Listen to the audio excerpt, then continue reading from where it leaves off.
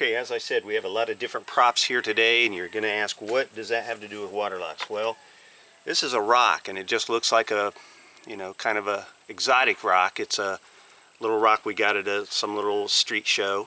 But we look at what we look at on the other side is we see this color and sparkle that comes out when the light reacts with the surface. So plain old rock, what's inside that? How beautiful.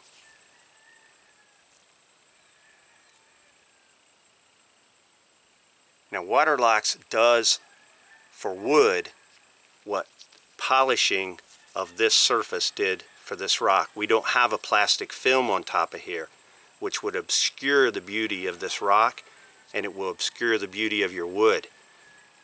All polyurethane is basically liquid plastic. It's liquefied, it's poured onto the floor, spread around, and then it hardens a big shell. If you get moisture within, that moisture can try to pop through that shell.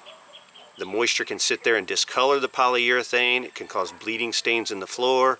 It can cause the finish to come off. It's just not a good, polyurethane is just a terrible idea for hardwood floors, but everybody uses it.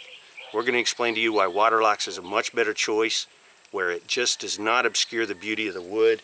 And we've got a couple different wood samples here. This is some tiger wood. Okay, tiger wood is kind of a neat striped wood, and where the stripes change color depending on the angle you look at it. Now if you put polyurethane on that, you're going to lose that effect.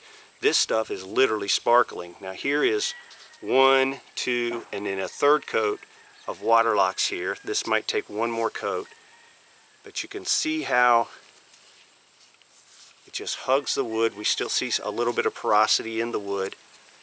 You put polyurethane on that, you would ruin the beauty of this wood. Besides the advantages of performance with the Waterlox. Waterlox, again, never having to be sanded, easy to recoat. Here's a piece of probably mahogany. Again, you can see just this natural sparkle in the wood. We're filming outside today. we've got a little overcast day. It's really hard to show the beauty of the wood. You just need to put it on your individual wood project. Waterlox has small 2-ounce bottles, samples of each product, so you can try them on your project before you start. This piece of Brazilian cherry. Again, one of the things we want to show here, we left this purposely a little rough. You see some texture in the wood. Again, if that was a polyurethane, this would be full of little plastic pockets, little pools. And if you have a satin finish, you would have a concentration of that satin in these little pools with a polyurethane. So again, just unobscured beauty.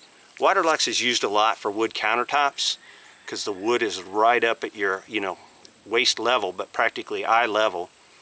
But you can get that same kind of beauty on a floor. So we'll talk about that in a little more detail. Again, here's a piece of antique walnut. Again, still seeing a texture and pattern of the wood. Now this is just an old piece of flooring. We just used it for an example. You can see the wood's all pitted out, but what you don't see is those pits full of finish.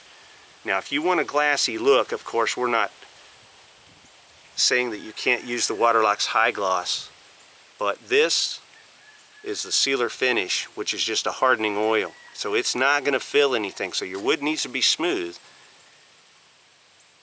But boy, what a beautiful finish. You can just see how the color, the patina of this wood comes out. Just amazing.